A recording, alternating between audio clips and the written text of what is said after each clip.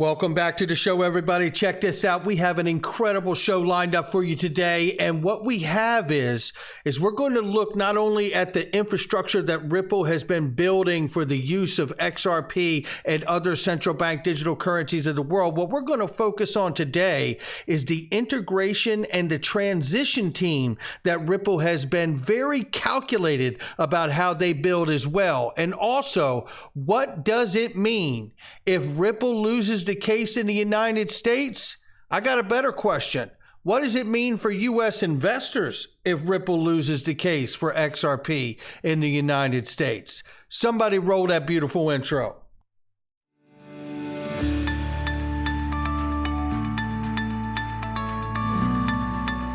Digital Perspectives with Brad Kimes. Come on in.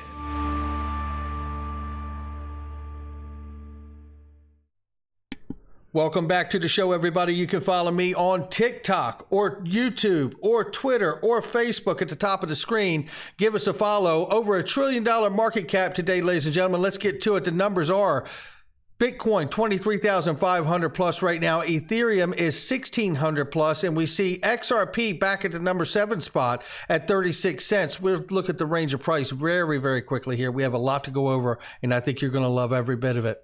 35 cents on the bottom and 38 on the top. We'll keep an eye on it. Don't forget, Sunday is the last day that you will be able to get the XRP airdrop from Link2. If you're not accredited investor or you're wondering what you need to do in your particular part of the world, it is different everywhere you live. Some places have no requirements to be an accredited investor. Watch this video, go to Link2, ask the question, or click this link if you are accredited, or if you're already a Link2 member, or the one underneath my video to get the best deals. Don't mess around. You can get the XRP airdrop, but only till Sunday midnight. It will be retired forever. Now, let's take a look at this.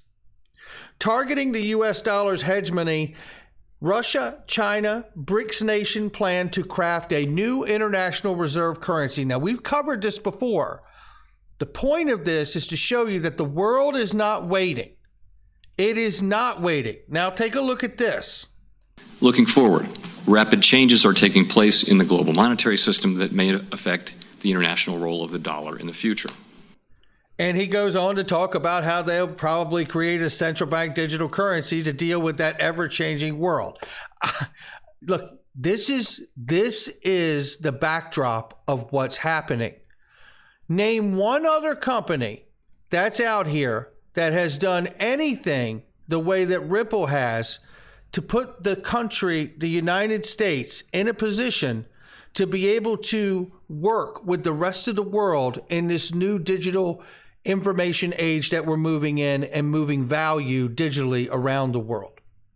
Name one that has done it to the depth that Ripple has done it. And today I put this together last night and I wanted to show you, and we're going to go through this today because what I see here and what I call the Ripple XRP evidence board is a nice reminder. Not one person from the SEC in this Ripple lineup you're going to see today. Ripple has building infrastructure as well as, I believe, an integration transition team from day one. XRP is money. Any questions? Let's take a look at this very quickly here. Diana Adachi from Accenture. I had the pleasure of interviewing Diana Adachi. Take a quick listen here to what she said in her early days with Ripple, as Accenture also invested in Ripple after doing the due diligence and giving them a green light into the financial industry. Set the positive tone going forward. And so now let me take you back, a few years ago when I was a global lead for Accenture in blockchain. And in around 2015, I had a lot of interactions with banks, financial services industry, and they were all looking at what does blockchain mean, and I did the due diligence on Ripple with the team at Accenture. So Accenture put money into Ripple, and part of that was really because Accenture saw the opportunity and saw the change that potentially could occur with the banks and with the corresponding banking model. So at that time, what the work we were doing was just trying to figure out how will all this come together, not just for the financial services industry, but through other industries. And there you have it. And well said by Diana for that. And then we come back to the diagram. Let's go over here to Yoshitaka Kitao from SBI. And we know that SBI, early investor in Ripple, SBI continues to offer XRP to shareholders as a part of a dividend offering. We see here from Wikipedia, Standard Chartered, Accenture from Diana Adachi, and SBI right there, right? Okay, now let's take a look at this. This here recently from Ratha Kahneman here, judging from their Facebook page, SBI Asian Net seems to be a Japan-Vietnam remittance corridor now using ODL and therefore XRP. Shout out to Yoshitaka Kitao and SBI, early investor in Ripple. And then there's this here as well. This is SBI VC Trade has announced renewal of the system for XRP International Money Transfer Service using on-demand liquidity. They note they've made it a multi-tenant type system that can connect with multi-operators for any of the above. How about that one?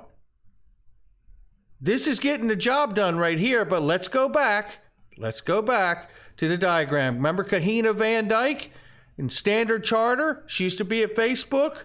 Well, I tell you, these things, I believe, really point to the understanding that we're dealing with, I believe, softly, I'm using the term transition teams, how you bring these people into the company, you get them up to speed to what your goal is, what you're doing, what the objective is, and then these people go work at other places that will be connected. And to that point, we could see from this old post back in 21 from XRP Crypto Wolf, Kahina Van Dyke worked at Ripple, and when she was hired at Standard Chartered Bank, Brad Garlinghouse said that Kahina was only a node away on the network. Well, let's keep going, right? Because then let's go to Zoe Cruz, right? Because we got Zoe Cruz now, and let's take a look at Zoe Cruz, who really, really powerful person, came from Morgan Stanley. Veteran Zoe Cruz said that XRP is the clear leader in the cross-border payment space. There's a great interview. There's lots to take from it. I've played the clip many times on the channel, but we got a lot to look at. So let's keep moving and not get bogged down here. Sandy O'Connor. Let's take a look at Sandy O'Connor. Sandy O'Connor helped rewrite and architect the moving from the LIBOR rate to the SOFR rate, which is in process of transition now, which is the interest rate and how they determine that interest rate for which banks lend to other banks. Sandy O'Connor also recognized for 30 years of Chief Regulatory Affairs Officer at JP Morgan Chase, where she set the regulatory strategy and lead engagement with G20 policymakers. Oh, boy. Also, supported the integrity and efficiency of capital markets as the chair of the Federal Reserve Board's Alternative Reference Rate Committee. There you go. This is the kind of people that are involved with Ripple. She now serves on a task force with financial stability, right? And on the FDIC Systemic Resolution Advisory Committee. This is not a mistake, what we're witnessing here, ladies and gentlemen. It really isn't. And let's go now, because we don't want to get hung up here. Anya Manuel. Remember her? Yeah, well, let's go to Anya Manuel now, and let's take a look at that. Because Anya Manuel, former diplomat, and also secretary, worked along with former Secretary Condoleezza Rice, former National Security Advisor Stephen Hadley, and former Secretary of Defense Robert Gates, And Rice, Hadley, and Gates. Manuel LLC, a strategic consulting firm that helps U.S. companies navigate international markets. Earlier in her career, Miss Manuel, attorney Wilmer Hale, working on corporate governance, international Supreme Court cases, and representing special committees before the U.S. Congress, Department of Justice, and the SEC, a graduate of Harvard Law School and Stanford University. Manuel is now also lecturing at Stanford University. She's director of Aspen Strategies, yada, yada, yada. Hung up with the Secretary of State Department. That is impressive, ladies and gentlemen. Not exactly a pizza box campaign, now is it? Then we come to Craig Phillips, who needs no introduction. We know Craig Phillips is obviously come from the Treasury, right? The United States Treasury also held senior roles at BlackRock, Morgan Stanley, and Credit Suisse. This is the kind of level of people we're talking about here. Served as counselor as Secretary of Treasury to Steve Mnuchin, right? Oversaw domestic finance. Worked on the Executive Order 13772, where Ripple was cited, along with many other companies. This is what we're talking about, right? So let's go back to the diagram. Then we have Rosie Rios. We all know who Rosie is, right? Rosie Rios from the Treasury again, 43rd Treasurer. Her name is on over $1 trillion worth of money. We know exactly who Rosie Rios is, right? Now, think about these connections now. The State Department, right? You know, whether it's J.P. Morgan, the G20 policymakers, the Financial Stability Board, Rosie Rios, 43rd Treasurer, right? Let's go back to the diagram. Now, we're not done yet. Susan Friedman. Let's take a look at Susan Friedman right here, who, by the way, let's go ahead and give this right here. Susan Friedman, head of policy for Ripple, came from the Treasury and talking now about how the EU is already setting the bar with respect to global regulatory standards for crypto, and our failure to establish a similar comprehensive work leaves the United States at a huge competitive disadvantage. And also, to add to that, Susan Friedman, also to the Digital Pound Foundation, helping to design the central bank digital currencies for the forward-looking future. How about that? Isn't that something? So we got her over there. Integration team, transition team, right? That's what I'm seeing. Digital Euro Association, Digital Pound Foundation. And then what do we have? And by the way, before we go there, let me give you this, because this is key and important too.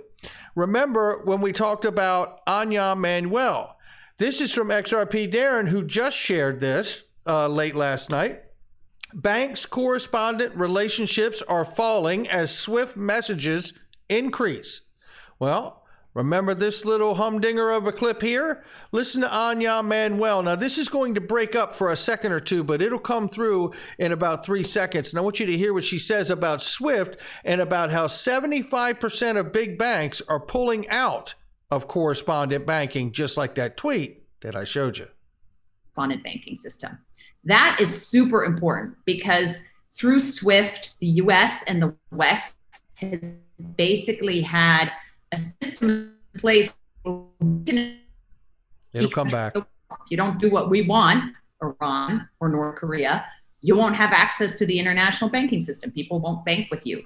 Well, that is becoming less and less powerful, partly through the digital yuan and partly through other innovations where people are just going around SWIFT because it's slow and inaccurate in all those ways that Monica and Christina are about to talk about in bringing payments out of the digital era.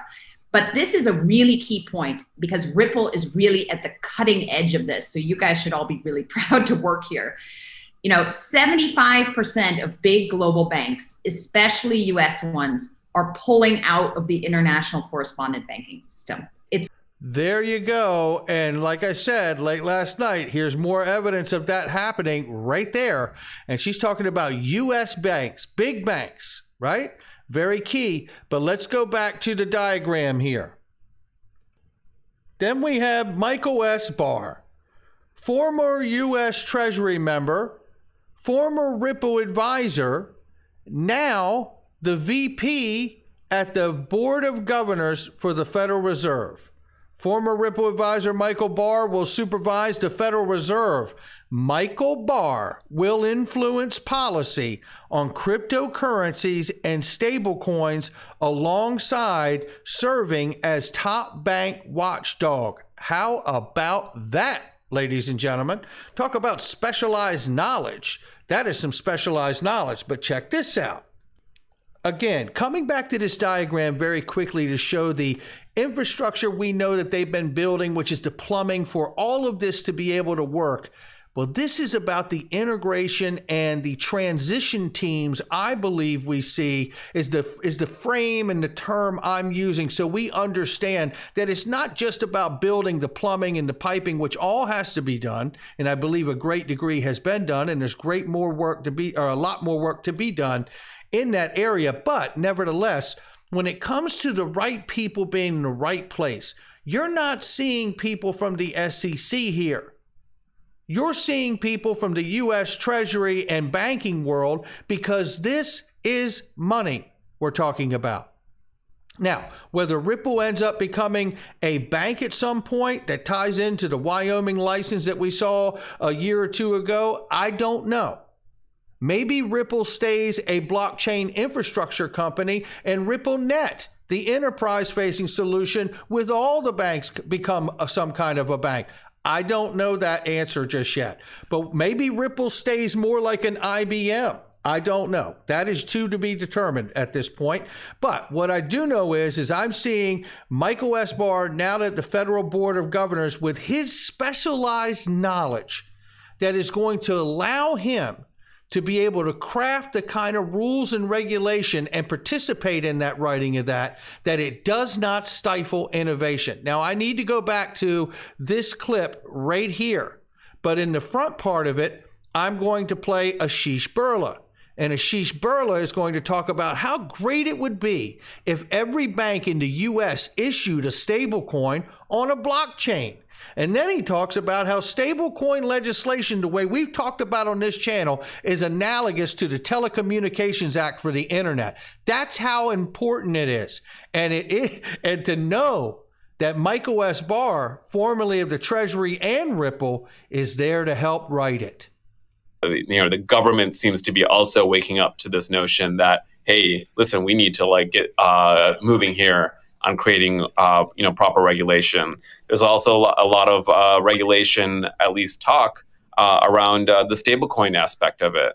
And how great would it be if every bank in the United States issued a stablecoin on a blockchain? Now that would connect it to real world society and solve real world problems.